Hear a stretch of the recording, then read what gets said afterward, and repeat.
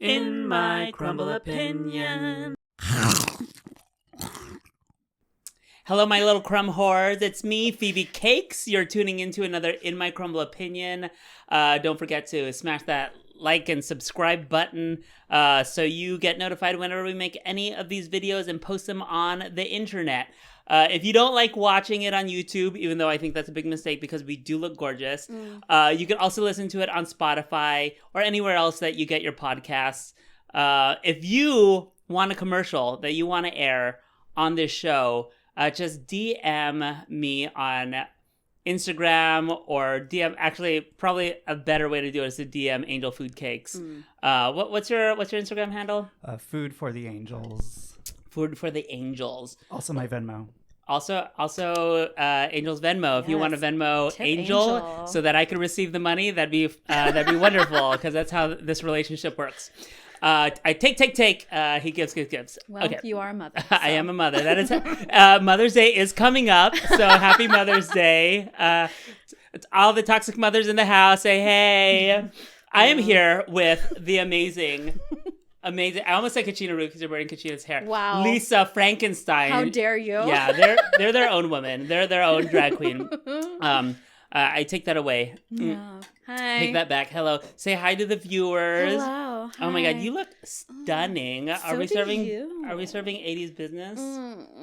That's right. We're here to do your taxes. Yes. But more importantly, we're here to gossip. Yeah. Hopefully I can extract some tea from Lisa Frankenstein. Talk some shit. Obviously, there's no age restrictions on these videos. Okay, 18. If you're under 18, you're not watching this. Get out of here. Okay, if you are watching it, turn it off immediately because we're gonna get nasty today. That makes them want to watch it. They're like, wow, I love mud. How do you know how 18-year-olds think, Lisa Frankenstein? Because I was one once upon a time ago yesterday. I was one once too. Oh my gosh, that computer. That desktop computer on DSL. Oh, the things it saw. Dial up. Welcome. Pictures loading 1 bar at a time. Yeah. Oh my God. I was done by the time it got to like the shoulder blades. Yes. Like, oh my God.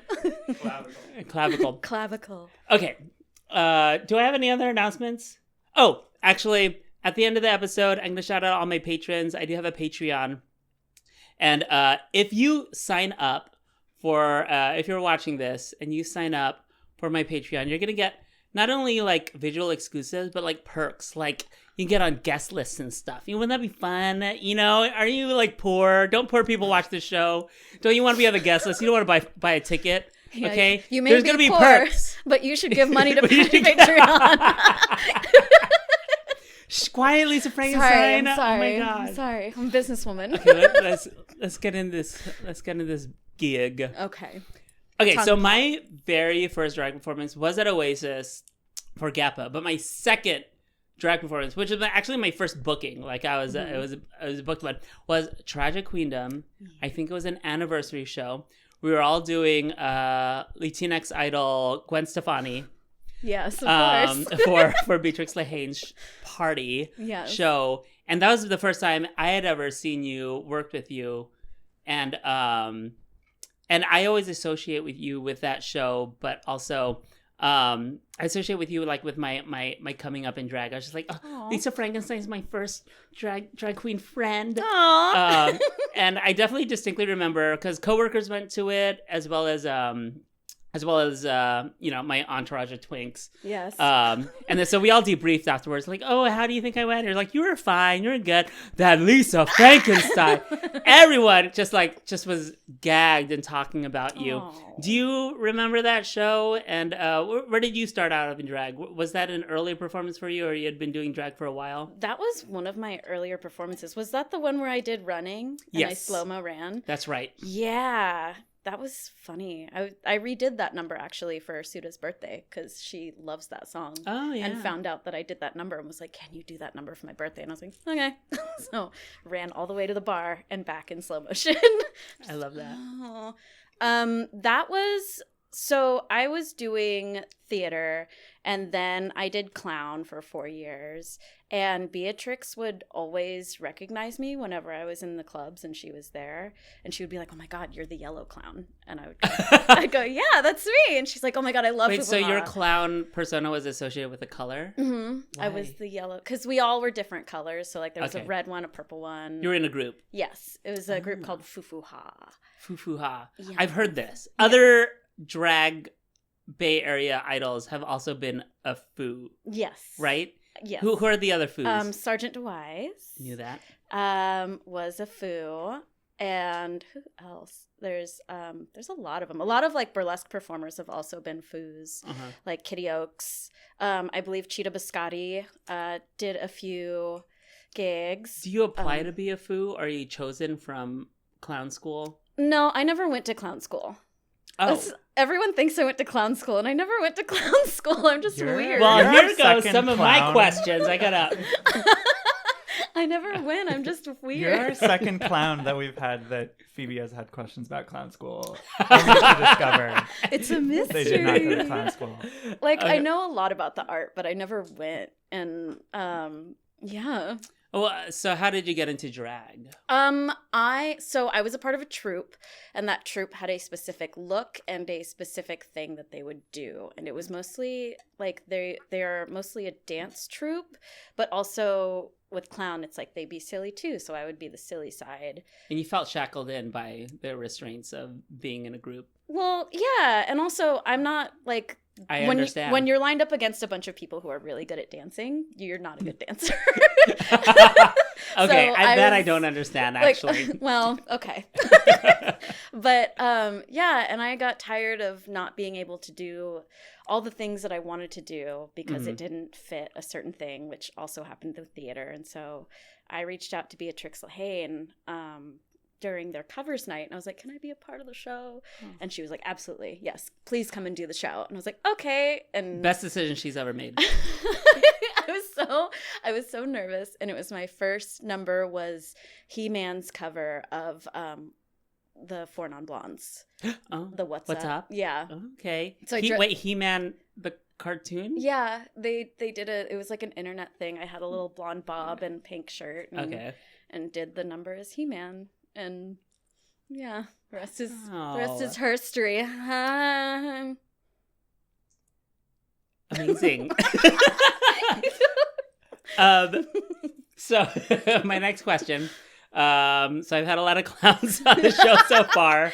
And I'm not talking about Sally Lamone. Oh. I've had so Lomo's already mentioned.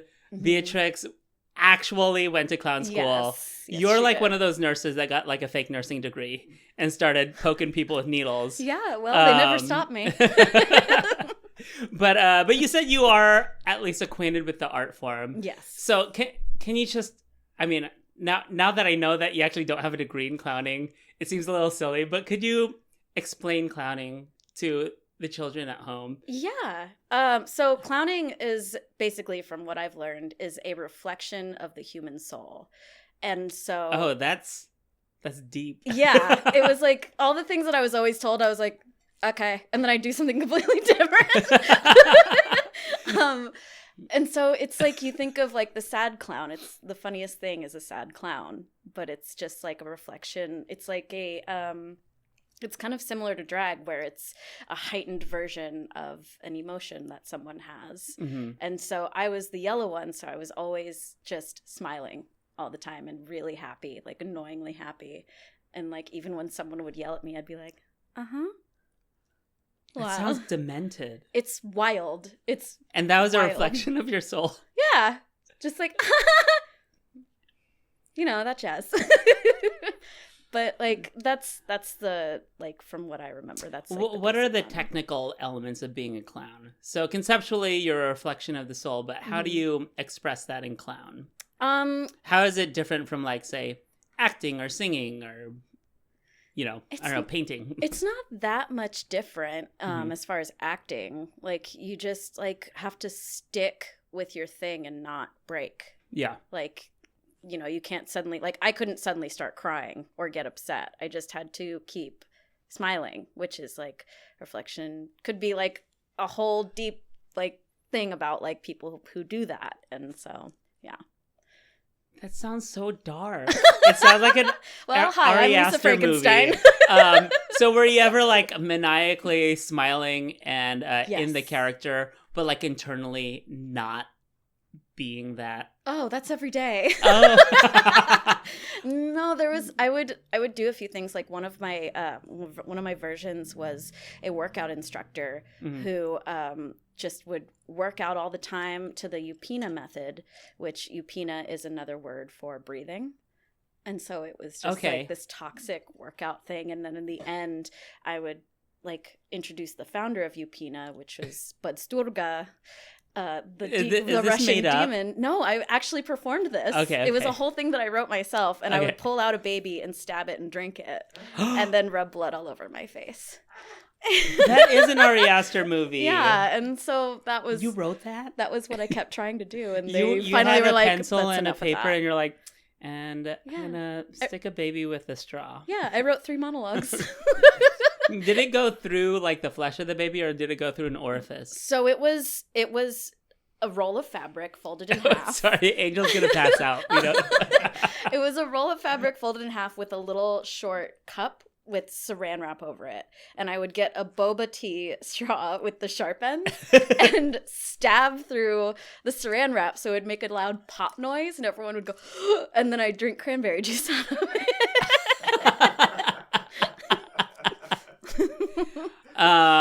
Bring it to Princess, please. Yeah. I'd love to see it. Clown Night. Why hasn't there been a clown night? That's every Saturday. That is every Saturday with you and Katrina for yeah, sure. Definitely. Okay. When people talk about your genius, I did write these questions today, Aww. and I did wax poetic a little bit. When people talk about your genius, and yes, they do. One thing that always comes up are your eyes. When I think about your genius, I also think of like stillness. Mm-hmm. Where did your performance style come from? And does that resonate with you? Yeah. So it's from my theater background of like you. Mesner, Stanislavski. Oh, I don't know who those people are. Meisner? I didn't go to Meisner. school like that. No, I went to a 2-year conservative. Kevin Bacon. Sure. Yeah. We're all related in some way, right? Yeah. But it's just the whole thing of like, there's certain rules that I've always kept in my head of like, never play the victim and never cry. Trying not to cry is more interesting to watch than crying, just blubbering. Mm-hmm. And staying still and making them wait for it. Like stillness is creepier than like happy feet. And like when you're giving a monologue and you keep pacing for no reason, people can tell that it's a tick rather than like a part of a character. Yeah. It's not. It's intentional. it's obvious when it's not intentional. And so when you just plant yourself, you're also grounding yourself and claiming the stage. Yeah, that's good advice for, I find, baby queens too. Or baby happy performers. Feet. Yeah. Happy feet. It's like, a stay still. really bad habit. Yeah. I look at old videos of myself and just like, I am moving for no reason. No reason. They think they have to bring the energy at the top, and it takes a while to learn that like you got to go somewhere. No, that's great. Yeah. I mean, like watching you perform, I know I studied you, because I think you're a wonderful performer. Oh, thank you. And that's great advice. Are these things you picked up on your own, or did you learn that from anybody? Oh, they were taught to me. They were taught to you. Okay. Yeah, So I went to Solano Community College, and I did a 2-year conservative called the Actors Training Program that doesn't exist anymore. But it was a really, really good program. My year was the last year that had all of the really great instructors, like Vivian from Out of the Box taught me how to sing. Oh, wow. And like this other, like lots of people who like knew what they were talking about. I was also taught different classes by Brian Herndon, who's renowned San Francisco theater actor. Excuse me. But my last year was when the college was like, none of these people have master's degrees, so they can't teach, and cut all of these amazing people who had all this experience. And so all these like they had 2 years after that in the program, and then the program was completely cut. That's effed up. Yeah. Was there anyone in your cohort that went on to do Anything with their instruction? Or you're the most successful one? A lot of them, I don't talk to any of them anymore. Mm-hmm. Like any really, because I was married and did it with my ex-husband, and they all stayed his friend. Gag. So, do you know what your ex-husband is up to? No, absolutely not. Absolutely not. No, a mystery. He was a groomer. I met him when I was 17, and he was 7 years older than me. A male tar. Yeah. Yeah. I'm not going to say his name, but. Wow. Yeah. Oh, we hate him. Yeah, he also did a majority of other things that I'm not going to say. But okay. Yeah. Well, congratulations for getting divorced. I think that's actually already come up on the podcast before. Getting divorced is a very brave thing to do. Yeah. I think people stay in situations where they're held hostage. Yeah. Angel, don't leave, please. Okay, Angel's crying behind the camera. Angel wrote this question. You're known for your voice, especially your Liza impression. Yeah. But you're also an oral chameleon. I said communion. I have groomers on the brain. Okay. Have you done voice work? No. No. Okay. Never. I've been told that I should. Mm-hmm. But then whenever I try to look into it, the people who are already doing it are like, this is the hardest thing to break into. It's hard. You gotta like build up a repertoire, a real contacts. You kind of already have do to it be on your famous. own. Yeah. And then I think a lot of the time they want you to do it on like have equipment too. Yeah. Kinda like, have your whole own setup, your whole own sound system. Yeah, all that jazz. And so I'm just like, I'm okay. I'll just get on the mic in front of a bunch of people and do weird voices. Well, I mean, you can break in now. I think you have built up a reputation. If you want to do voice work, you could pursue it. But I think you're doing great. Don't do voice work. Don't leave drag, please. If anyone wants to hire me for a voiceover, I'll definitely do it. Okay. One more question. We're going to take a little break. Okay. We recently had Florida Man on, and she mentioned that one of her drag moms was Vivi. And I also know that Vivi is also your drag mom. Yes. So that makes you Florida's sibling? No. No. No. I've always said that about Florida, and she knows it. No, that's good. I think Florida would say the same. But tell me about your relationship with Vivi. How did that relationship come about? Is it tied to theater at all, or it's totally separate? It's completely separate. I started doing drag, and I met Florida at Tragic Queendom, and Florida and Vivi were close, and Florida was like, you need to get into this show, and it was a graduation show for anyone who had started drag in 2017. Okay. And it included me, Cochina, Florida, a lot of other people that I can't. Jellyfish was in it too. It was like a lot of people. And there was like tons of people that started that year, and like only a few of us got in the show, but all of them showed up, and like sorry, they were sickening. Who didn't get into the show? Do you know? No. Mary Lou Pearl. I remember her being there and telling her how cute she was. Mary Lou Pearl is very popular on TikTok. She's great. Yeah. She's beautiful. I need to do more push-ups. I was too. like, the whole like starting as a hot boy and then ending up white Southern woman, I think is really a niche I want to try to break into. All right, Absolutely. sorry. Let's do it. I digress. So so you did a show for Vivi, but that doesn't how did you become their baby? I started doing a lot of shows with Vivi, and had always admired Vivi and really liked her. And then during the pandemic, I was watching her and I was thinking about it, and I had gotten so many opportunities, and drag wise, I really liked just how different she was and cool. And I was like, I want to be your drag child. And like many people had tried to adopt me and tried to say that I was like, oh, come join our family. And I was like, no, I don't want to. I'm my own thing. Thanks, Beatrix. Yeah. You don't need to just say it out loud. Thanks. It wasn't just Beatrix. It was other people too. Okay, I'm kidding. Yeah. But and during the pandemic, it was during Oaklash's my 13-hour stream. that I had been asking Vivi, and Vivi at like the last few minutes that I was online asked me to tell my favorite joke, and I told the orange head joke, and then she's like, okay, you are my daughter. Can you do the joke? You want me to tell it? Yeah, you want me to tell it for everybody? And then we'll Okay. take the break. Okay. Okay. This is, just bear with it. Just keep with it.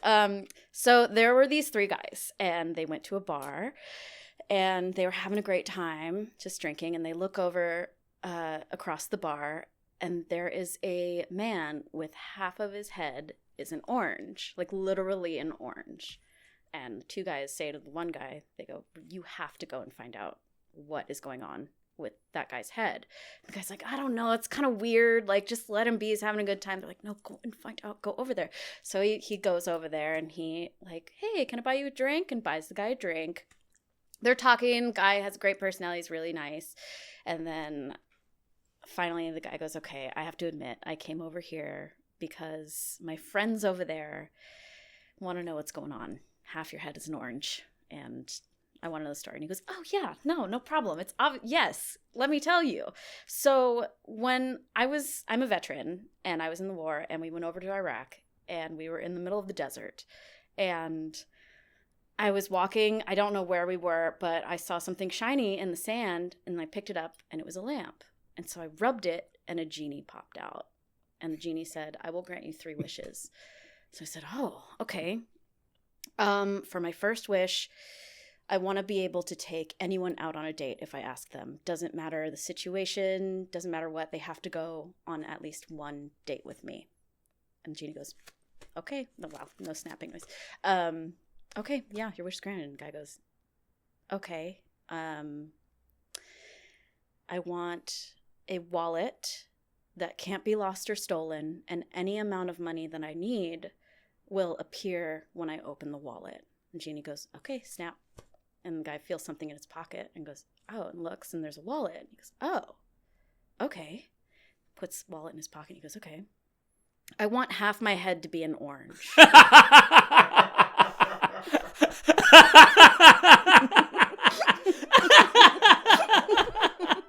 And go to break.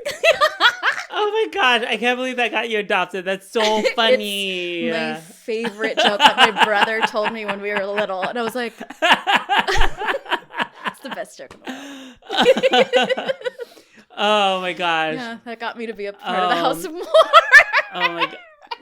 That's amazing. But actually that story really resonates with not the genie story. But I also look up to Vivi a lot, and during the pandemic era, digital drag, there's one person whose opinion that mattered me the most about like digital gigs, and that was Vivi's. Yes. Just like I love Drag Alive, and just how they talked about it and looked at art, and you know how the things that they liked. I was like, I want you to like my things too. Yeah. And so that's wonderful. Yeah. Okay, we're gonna take a break, and when we come back, we're gonna go deeper. Ooh. Mm-mm. Oh, can you make a sexy sound? Like. I I think you just did it. think I did do it. We've been trying to find like a. like okay. We'll go to break. I'll Okay. explain it.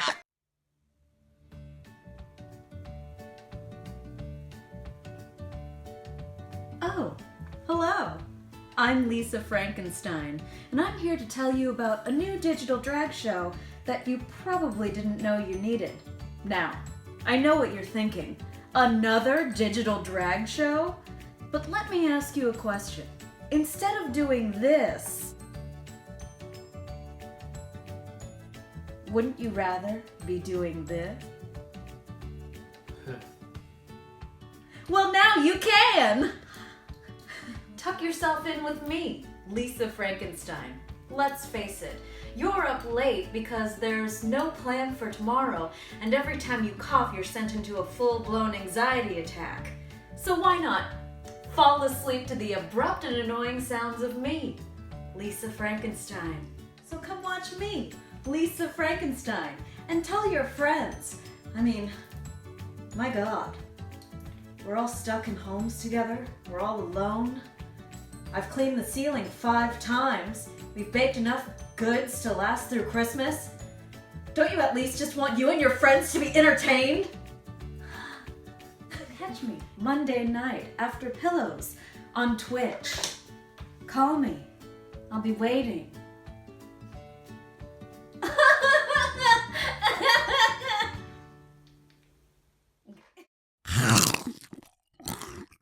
Welcome back. Hopefully you enjoyed that commercial. If you want your own commercial, don't forget to DM Angel Food Cakes on Instagram, which is Food for the Angels. There you go. Oh, there you go.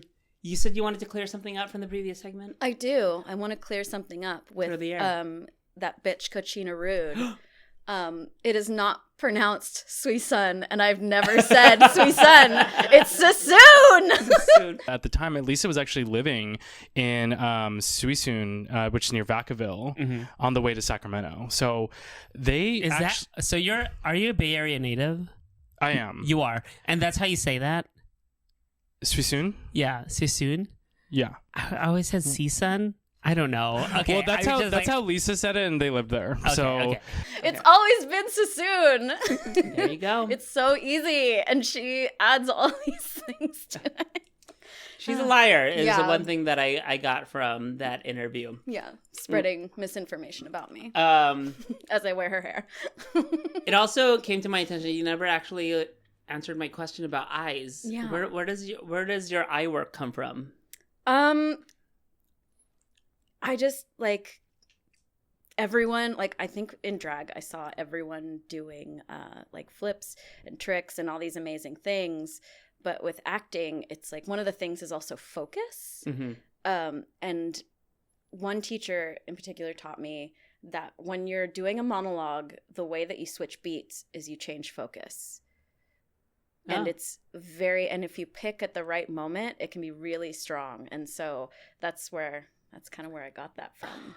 It's like, I'm going to steal so much from you. please. Oh my God.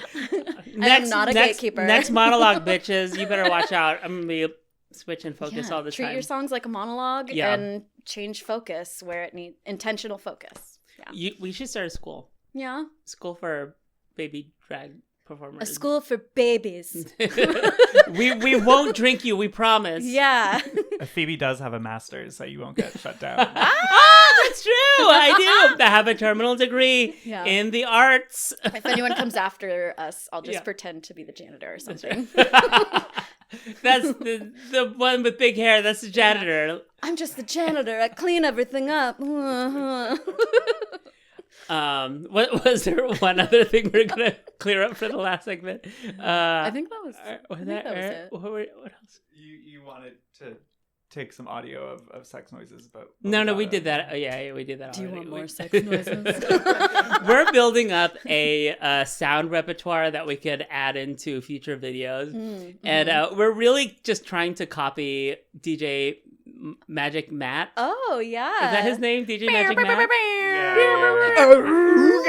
Wait, do you know this DJ? I saw the video of you doing that extremely touching and lovely song, and then suddenly go, oh yeah, while you're like.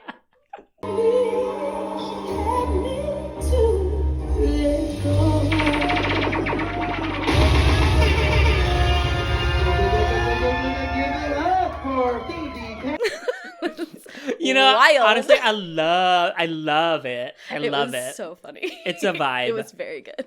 Okay. So you brought up Kachina. You are part of that iconic duo. Wow. What is it?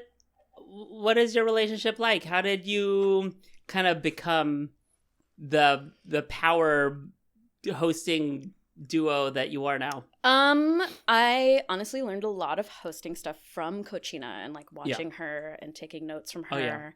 Because before the pandemic, I had only hosted one thing, which was her show that she had, her one-off, Awooga.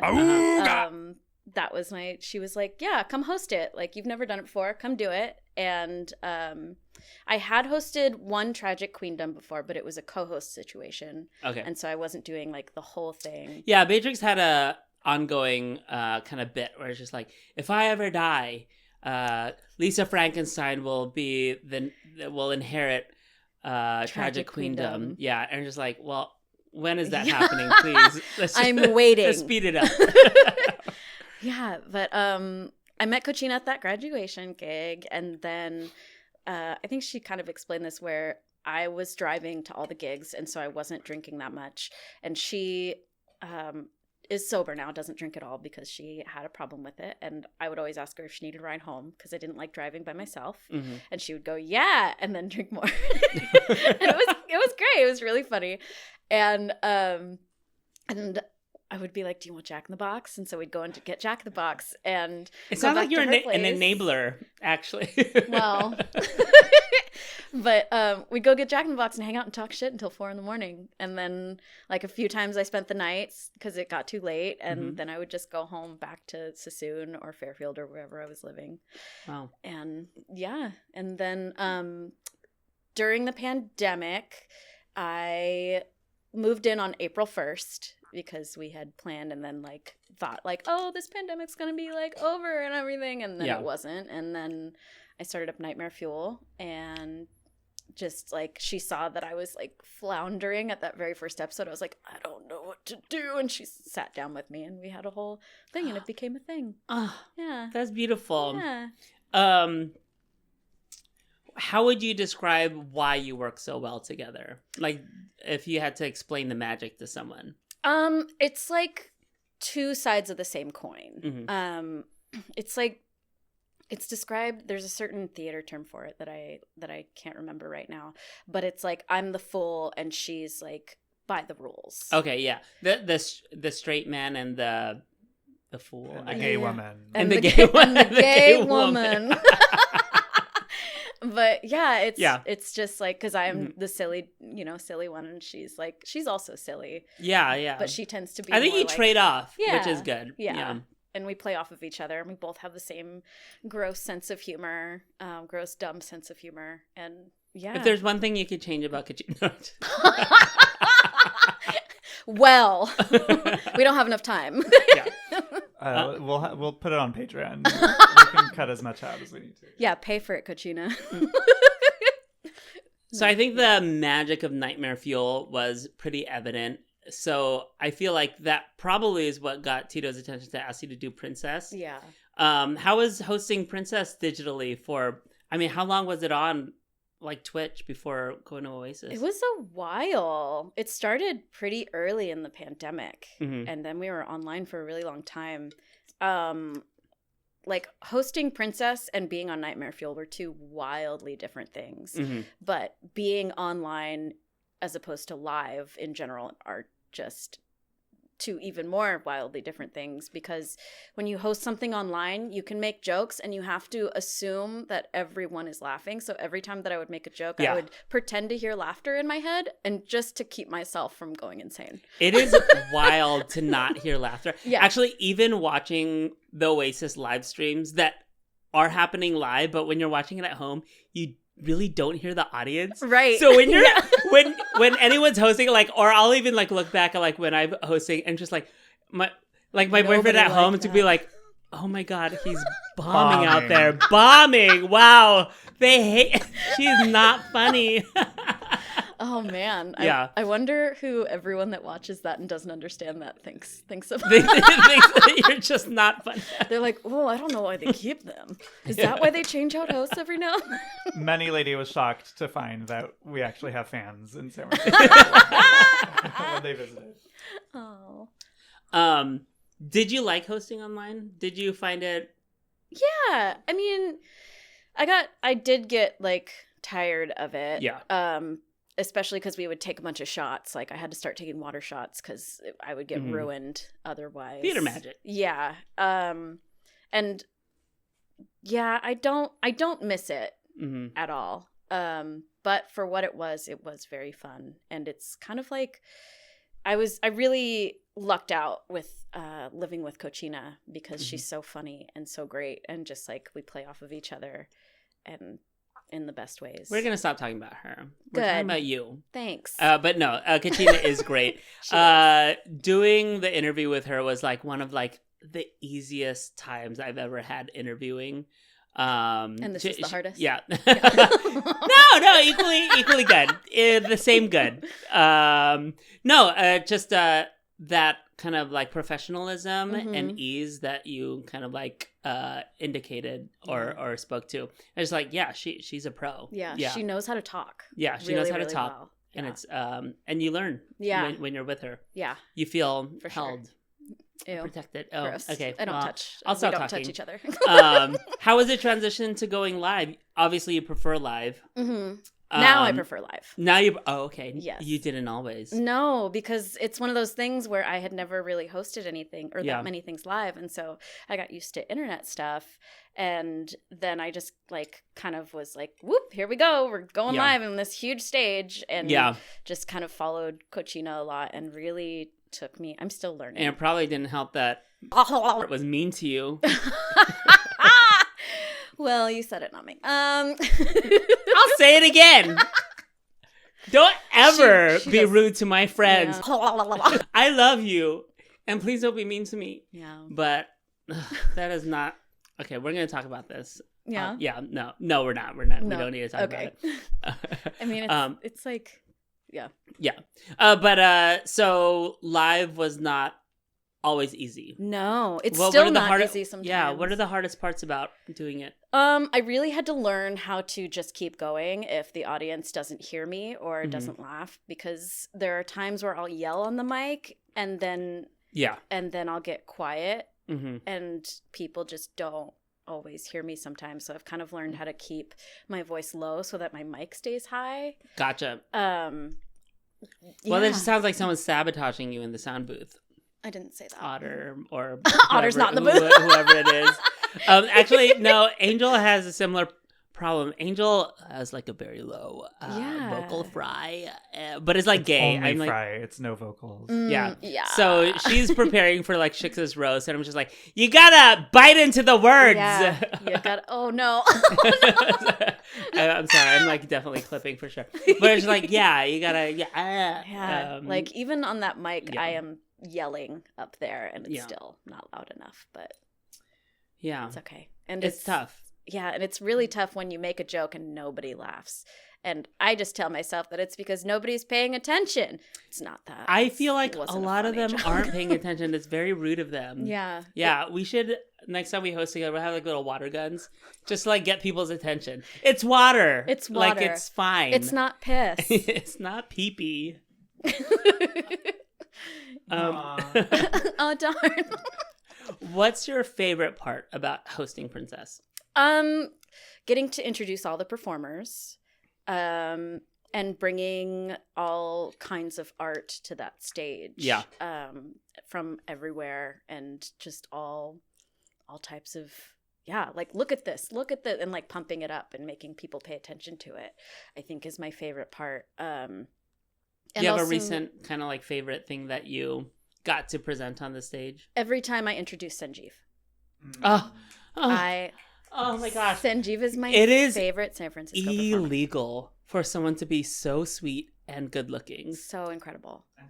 And talented. And talented, talented. and yeah, all the boxes. Yeah. Just like eye work, just everything. I'm just like, Mhm. oh God, every time. And yeah, absolutely incredible performer. Every time I introduce Sanjeev, I'm like, y'all are not ready. Sweating Yeah. thinking about Yeah, Sanjeev. We absolutely. I had this like very super early morning gig once, and I was Mhm. like it was like for like a news appearance. So I'm not a morning person. I was already stressed out about it because we went out the night before. Mhm. And I was like all out of sorts, and we're like getting there, and then like I kind of like was like in a bad headspace, but like Sanjeev showed up and had like a giant spread of like charcuterie Wow. and hummus and olives and Angel. ate just an Absolute angel. And then Yeah.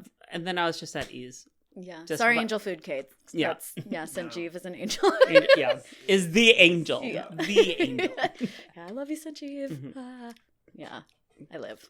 Absolutely live. Now you're not only part of one power couple, Mhm. Kachina and Lisa, the hosts of Princess, but you're also now dating with Mud the Two Spirit. I am. So Mud was on the show, and we got a little kind of like a story about how you met. Mhm. You were judging a pageant they were Yes. in.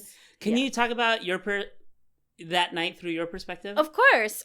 So months ago, it was their Santa look that they put online. I was like, this is a hot Santa.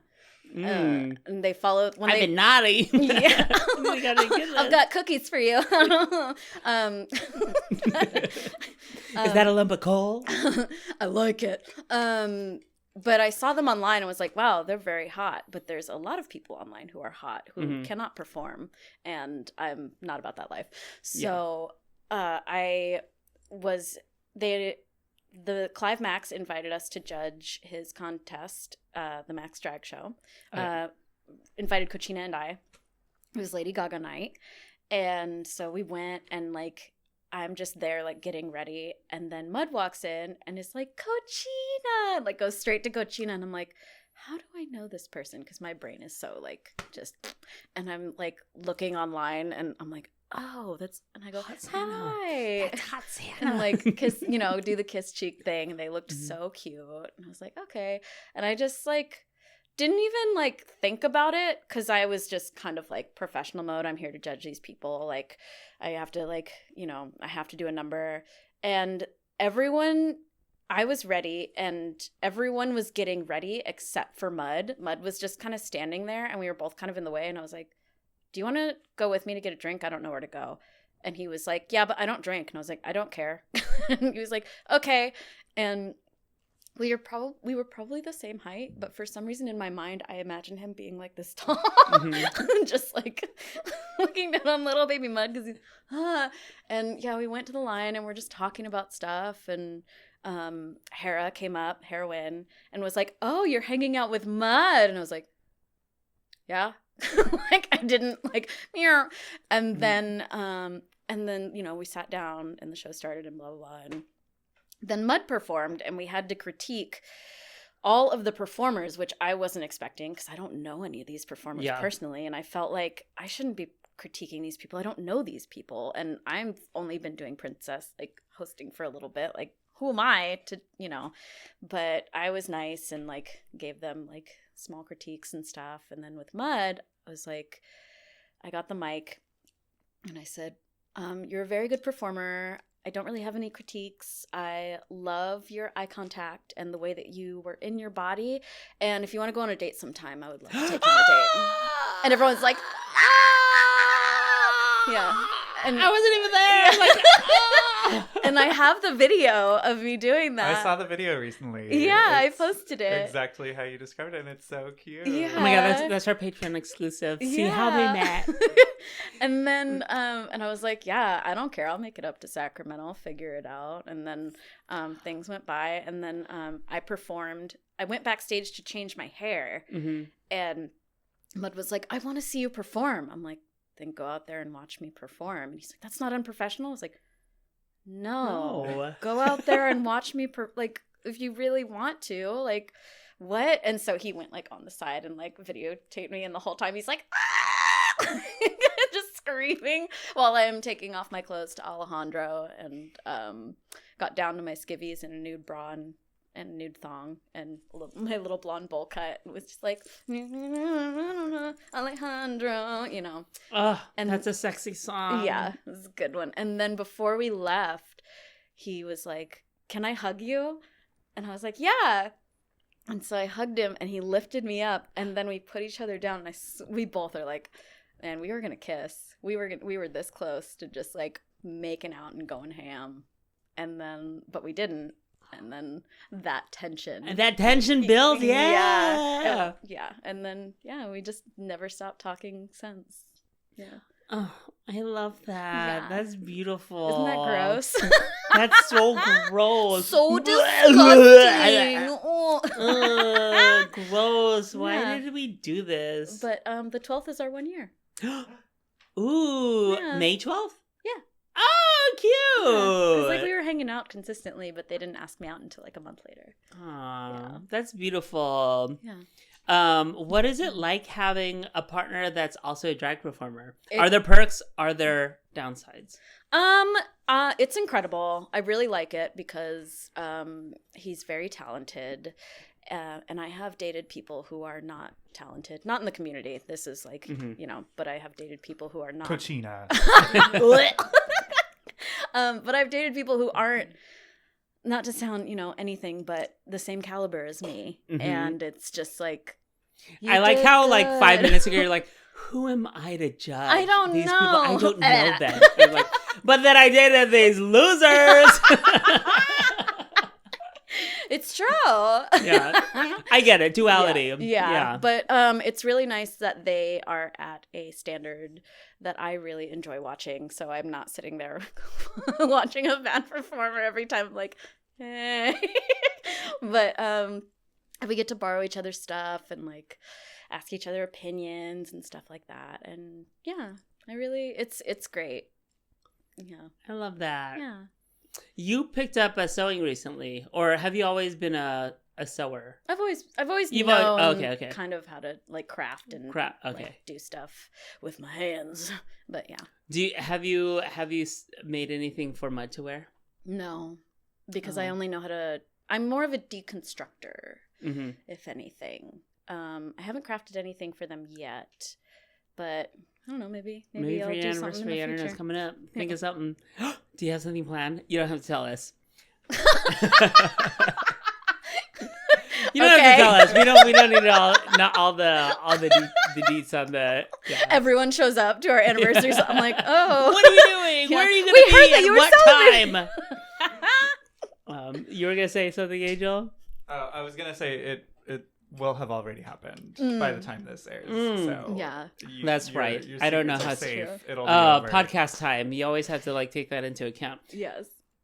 Actually, let's take a break there. Okay. That was beautiful. Let's all sit with those beautiful emotions and disgust that that we're experiencing, and then when we come back, we're gonna do more. Yeah. This is going to be fun. This is going to be so fun. This is a good time, everyone. Queers on Dice is a wild, campy, tabletop role-playing actual play podcast starring queer Bay Area performers. You can find us on every major podcast network as Queers on Dice. Please give us a listen, and if you want to be a part of our creative journey, join us on Patreon at patreon.com/queersondice. It's a fucking dragon. I'm sorry, Captain. Was that a below job or blow job? We're gay. Do you get it? Did you figure that out yet? We're going handheld right now. So if you're paying attention to the commercial, you'll see that we did promote a podcast that you two are on. Wow, we're such a podcast house, podcast girlies. Tell us about Queers on Dice. What is that? Would you like to? I would love to. Queers on Dice is a wild and rowdy tabletop role-playing podcast exclusively done by Bay Area queer performers. It's myself, Eris Throttle, which right now I'm Justin, who... Lisa Frankenstein, Major Hammy, and Nick. Just Nick.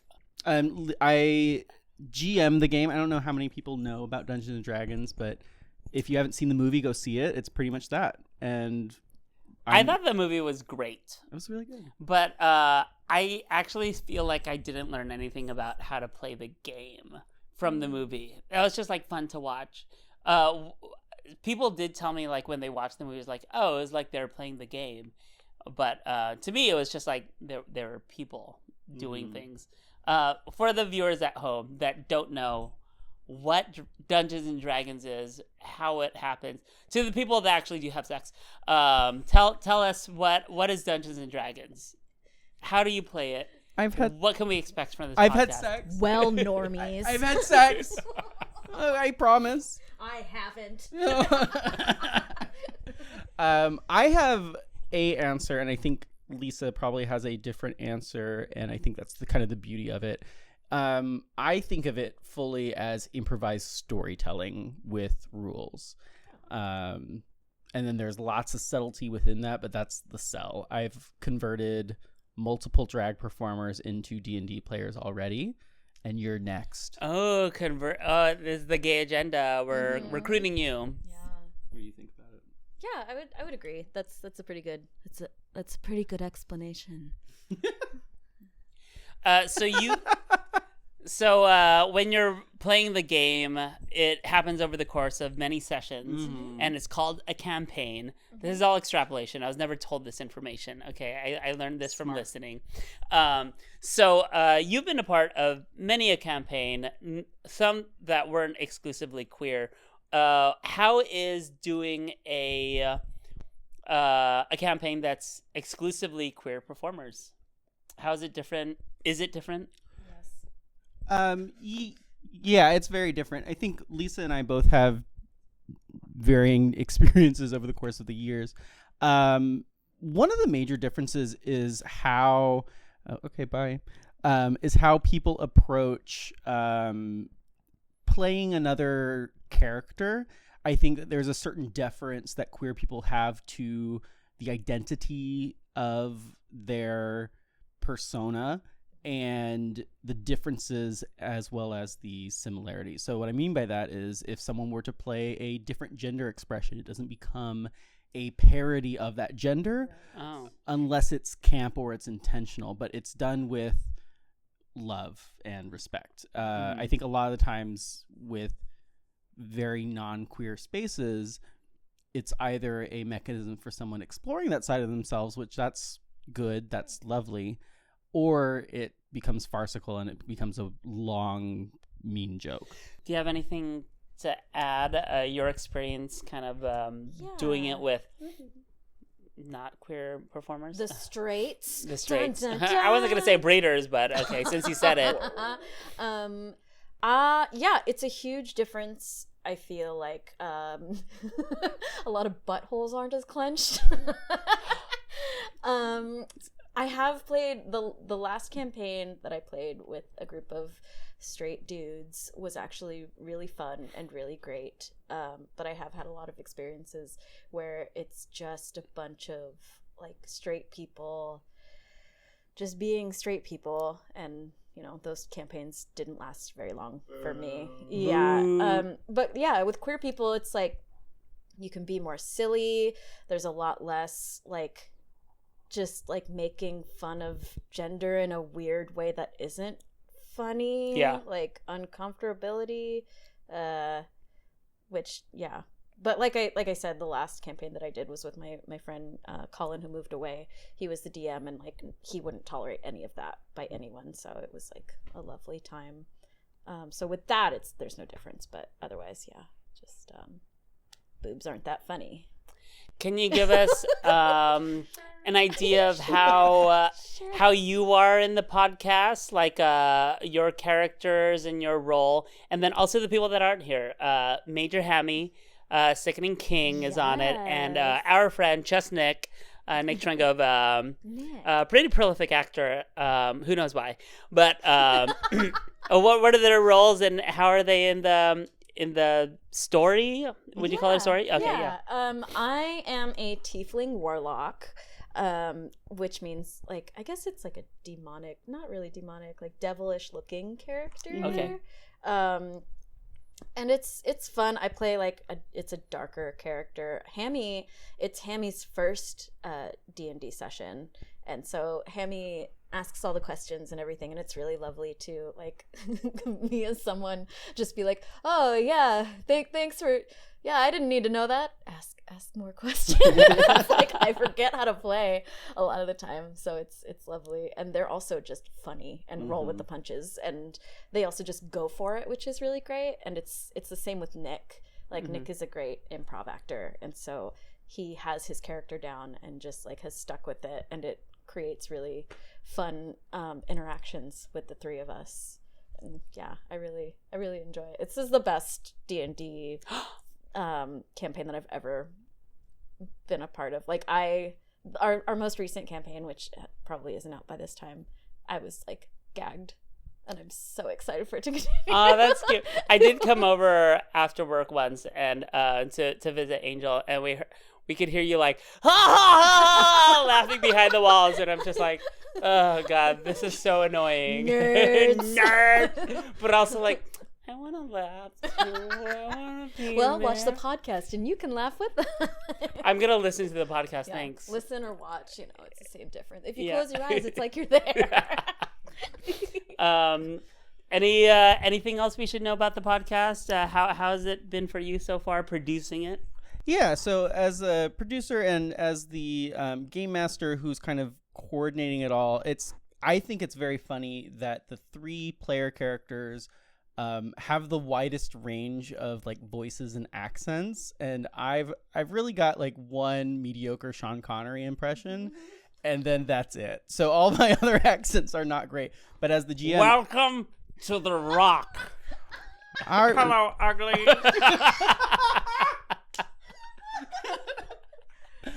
Exactly. And so yeah, it's the thing that I want to like really impress is that we approach D&D in a way where it is accessible. I was very intentional in the fact that I was like, hey, Hammy, the fact that you actually haven't played much at all is an asset. It makes it so great because these questions get asked. It's a complex game with a lot of rules, and we are a miniature community helping each other remember some of them as well. The last thing I'd say is that we're in a campaign that is like sci-fi themed. We're calling it our Azor arc.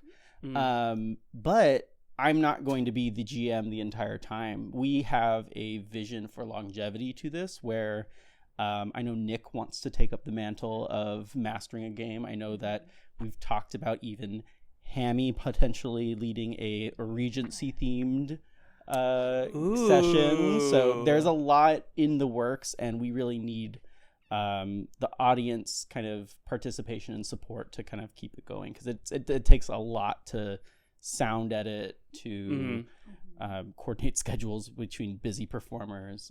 Don't know and what all that. that's like. Yeah, I've never heard of it. What would you ever do, like a visual episode? We would love to. We've tossed around the idea of doing live audience actual plays in like a cabaret space. I always actually kind of like in my vision, we would even have mini arcs within the campaign where we would bring in guest Bay Area drag performers that would be a player character as well. I mean, honestly, it would be kind of hilarious to have you on, because I think you have the right attitude where it's like it's a bit. Yeah. Yeah. Yeah, gotta roll with it. It is pretty intimidating for people who don't know, but like you just have to be, honestly, the key to D&D is being with the right people who don't take it super seriously and who just want to have fun. Like that's what makes it fun to listen to and fun to play with, honestly. Like it is really fun to listen to. I find gay voices, they could be talking about anything, but like just like very soothing. And hearing like 4 of my favorite people just talk for, at length for an hour or so is like really a treat. Any closing remarks about your podcast? if you're a part of Crumble's Patreon, you should be a part of Queer on Dice's Patreon too. Because Patreon. If you want to be a part of our tequila, Shot. you too can give money to queer people who need it and who really want to do a good job with producing and giving you incredible content. I mean, that's true. I'm like really shitty at promoting myself, but I will say, because it's I'm talking about your podcast, it is a lot of work to produce something, to put it on, and anything you could give to Queers on Dice would be much appreciated. And I do also want to say, like, as a drag mom, I'm so proud of you, because I knew this was something that you wanted to do for a very long time. I'm so happy it came together. And I also want to say, like, we wouldn't have Crumble if it wasn't for the energy and effort that you put in toward this podcast. Because when we started, we were using your podcast equipment, and we learned a lot from you. So thank you so much, Eris. And I'm so happy that this is out into the world. Yeah. And Listen, bitches. Episode 3 will have just come out by the time this airs, and we've already recorded 4 and 5. So we've got the schedule going. So now's a good time. We're on every major podcast network and patreon.com/queersondice. Okay, we're going to take another break, and then when we come back, we're going to close this out. Oh, thanks for sharing. Thanks, Mom. Ew. Family.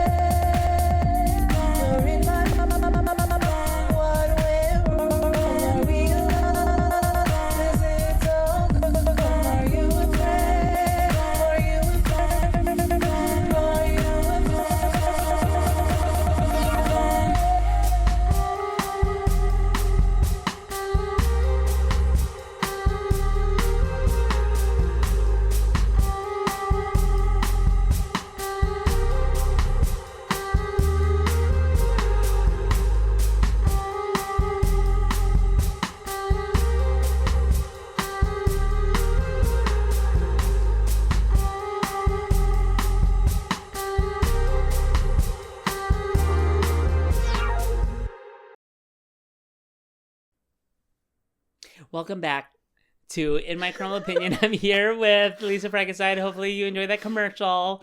Yeah. If you want one, I need to stop trying to sell these commercials. I don't know. Buy a commercial. Buy a commercial. Because if you don't, we'll just make one for you. Like we did with the Lana Files, okay? Oh my God, you made that? We made a Lana Files commercial because we asked Gag. Shitsa for one. And she was like, yeah, I'll make one. And like has never sent anything in. And we're like, we're gonna make one for you. Work. Yeah. Sickening. It's a good commercial. It is a good Fooled commercial. me. Yeah. I was like, oh, she did send one in.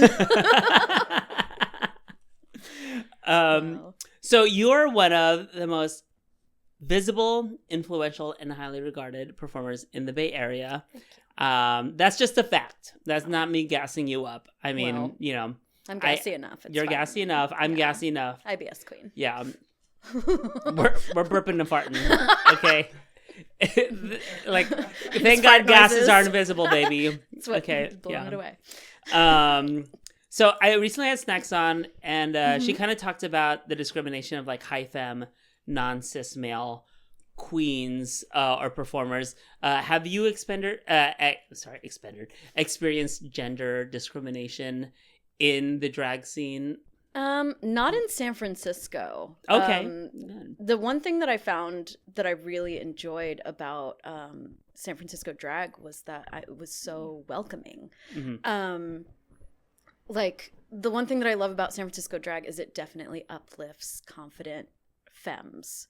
Like, people see a confident femme, they're like, who are you? What's your name? Like, oh my God, like, I have to get to know you, as opposed to like a lot of places will see like titties and they're like, you know, and it's like, okay. Or like, I've been asked, oh, are you an alt queen? I'm like, no.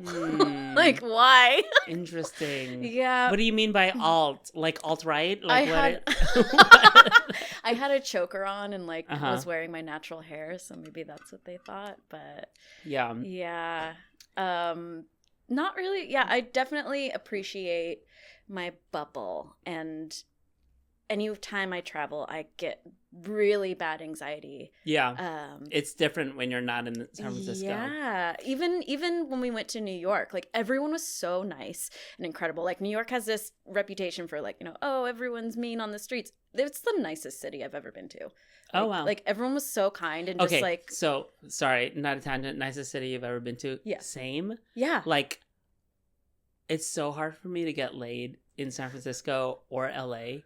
I go to New York, you get laid left and right. There's like horny people Yeah. everywhere you turn. Anyway, sorry. Is Yeah. that what you mean? Well, I mean, I wasn't looking for like horny people, Yeah. but like, Yeah.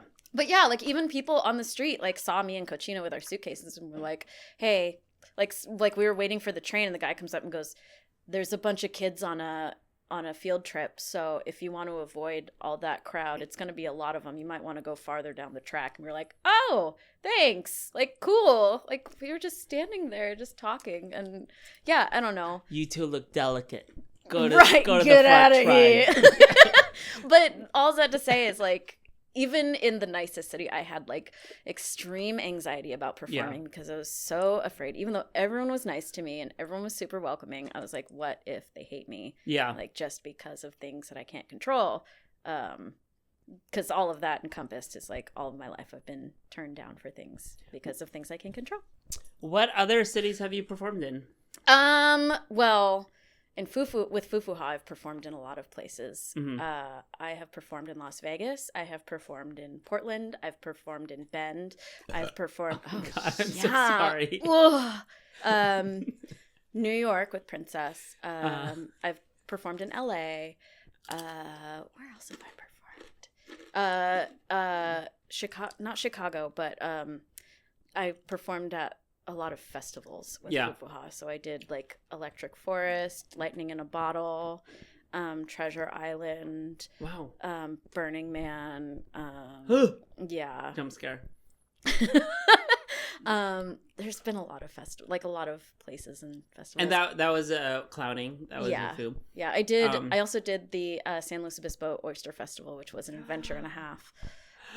Oysters. What are you doing June 4th?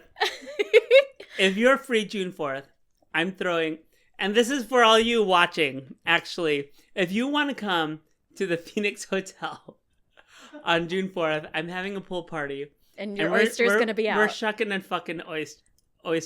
Well, we're shucking the oysters and and having sex. Okay. Yeah. Don't have sex with oysters. Yeah, it's a very jagged shell. Yeah, it's jagged. There's worms in there. Ooh. The worms mean it's fresh, actually. That's true. Mm-hmm. Okay, sorry. Oyster Festival. Yeah. Which the first time I did it was really fun. Everyone was really, like, oh, who are these people? And then the second year we did it, we got a lot of people who were not excited that we were running around as clowns. Oh. It was really interesting. In terms of drag, what are the different scenes like? I mean, you had some anxiety around, the being included as a performer, but how would you characterize the different kind of scenes?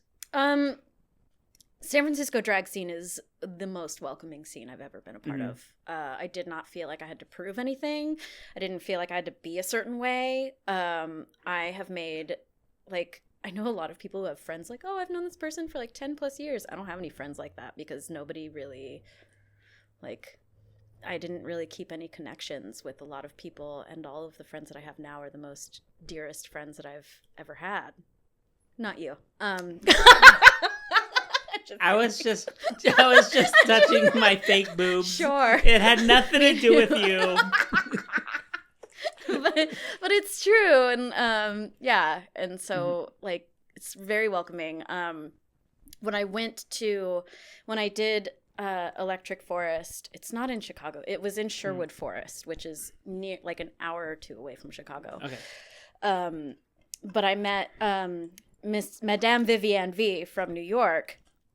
And she's like a tall version of me. She's over 6 foot tall, and her and I are just that whole festival, and we were just silly and fun. And I had never had that type of experience with anyone. And when I left, I cried because I didn't know how I would get a connection like that back. And it's more powerful if you try not to cry. Okay. Yeah, and so that kind of I wasn't really doing drag yet, but then it launched me into the drag scene, and I had met more people who were like her and welcoming and silly and fun and funny, and as opposed to a lot of the other scenes, the theater scene specifically, can be very stuffy. Yeah. When I was in college, I wasn't getting any roles because of whatever reason. And it's just all these people who are practicing things and doing things and don't care about each other. And that's not what I wanted. Yeah. because I'm like, why can't we all just be nice to each other and still succeed and have each other's back? Like, why is that hard? So, yeah. You're nice to people? No. It's just not ideal. Yeah. Yeah. Why can't you be nice to me?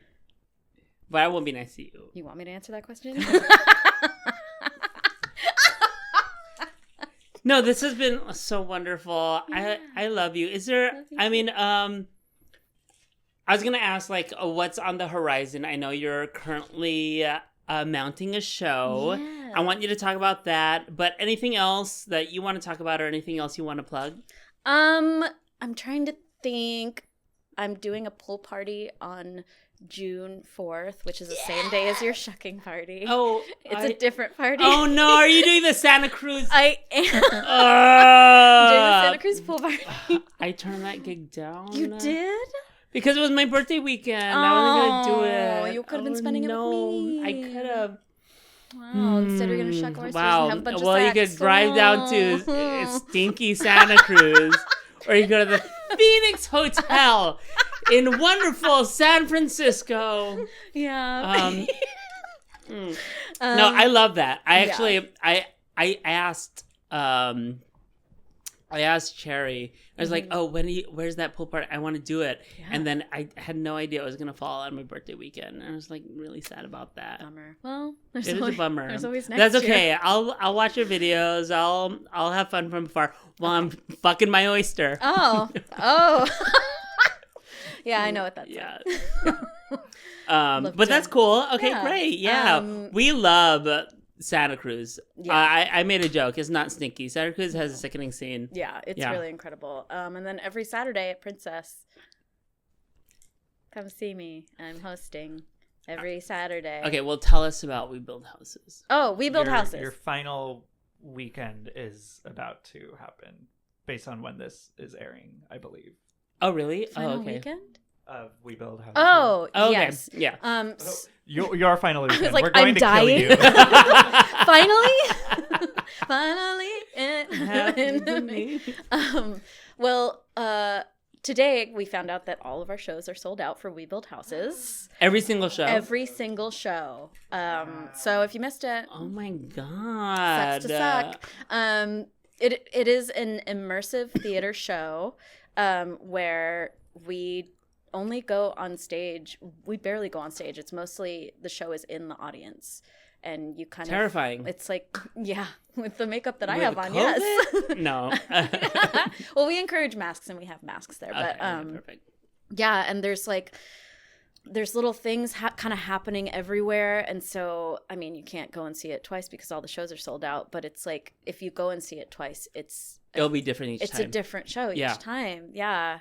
And it's like different storylines are happening. And it's the plot is it's me, Cheetah Biscotti, Glampy T, and Mud are the sirens of the show. And we've sunk a ship, and all the other performers are the survivors that were on the ship. And it's just interpretive stuff of their experience and us Who put interacting. this together? Churonomi. I love churro. Churonomi and Detour Dance. Yes. Yeah. Oh, work, detour. Love, Yeah. love detour dance. I Yes. love churro. Churro, as she said. Churro. Churro no me. Churro no me. I had the pleasure of doing one of their videos, one of their short films, and the whole rehearsal process and filming process was like so enriching. Yeah. Like I feel like I learned a lot. I got a lot out of it. Mm-hmm. I think actual filming, like people were pretty upset. Oh. Because it's like it's grueling. It's like all day, Right. and I think when we did it, it was like either like 90 degrees, 100 degrees in the sun, or so windy, like our wigs and lashes were just like Yeah. that the whole time. Yeah. But I mean, the whole rehearsal process was like wonderful. Yeah. One of the wouldn't be like the first things, but one of the formative things that I saw you in was it was a movie's grand opening, and it was like this immersive theater kind of thing. You pulled someone out from the crowd, Oh, yeah. and you did like a whole That was story. And then I know Churro choreographed some of that too, Mhm. and I was just like, oh, this is magical. Yeah, that was the first time that I had met Churro. Oh, really? Okay. Yeah. Yeah. And like that was so fun and so silly. We did not plant that person in the crowd. And everyone was like, that was a plant. And we were like, no. We just really lucked out with this person who let us do whatever. What was their name? Steve or something? I don't remember. But it was, they were so sweet and let us just do whatever. And they really gave face when we needed them to. It was great. It was so good. Yeah. Oh, I'm so excited for this show. Yeah. We have one of those sold out tickets. So you actually can't buy one. So yeah, sorry. Sorry, but you can go to one of our pool parties. Yeah. You want to go to a pool party? You want to go to a cool pool party or like... You want to get wet? One. Or do you want a fucking oyster? Do you want to drive down that dangerous 17 freeway with crazy drivers? Or do you want to get lacerations from fucking an oyster? Get out of this show! Thank you very much. Okay. Thank you so much. I had so much fun. Let's do this again. Don't touch Phoebe, the mics. You still have something to do. Why don't you? Just kidding. Why don't you alternate? Why don't you each say one? Oh, okay. Can you do your Liza voice? Sure. Okay. Dance pony or monkey. Yeah. Dance Nay. monkey. Okay. So when this airs, Oaklash Weekend will be happening. I'm also going to be performing at Jessie Ware Night. Oh my gosh. Oh my goodness, Please- it's gonna be Please fabulous. kill me. Do you know who Jessie Ware is? Shake it till the pearls come off, baby. Are you hosting that one? I think so, yeah. Yay! Okay, we get to hang out some more. I'm actually like genuinely excited. It's gonna be a good night. I love Oaklash. I'm gonna be hosting 2 stages, and then later that night, I am gonna be at Jessie Ware Night because I love Jessie Ware, and I couldn't say no to doing this. But now that I know that Lisa's also hosting, I'm so excited. But before we get off, we need to yell out our cake patrons. Teach me to do the Liza voice. You go first. Okay, cheer cake patrons, go. Allison White. Bella. Butter mammon cakes. Chris Hendricks. Oh, Freddie. I love Freddie. Oh, hi, Freddie. Oh, my Kai goodness. Kai B. Michaels. Oh, Kai Kai. Oh, Kai Kai. That's the winner of the Prince, like the current reigning. Oh, my goodness. I'm drifting Wow. further and further away. And we got one more. Let's say it again. And terrible. And terrible. Mm-hmm.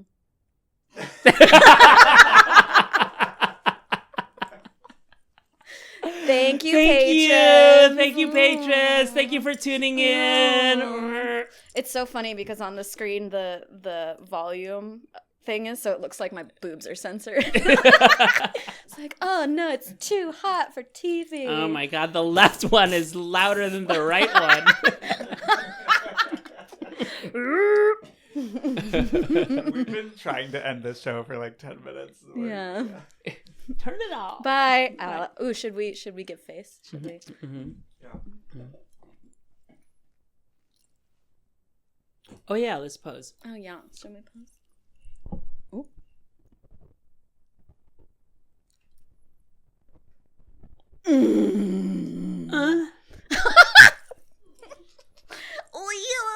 Okay. It's gonna go forever. Okay, yeah.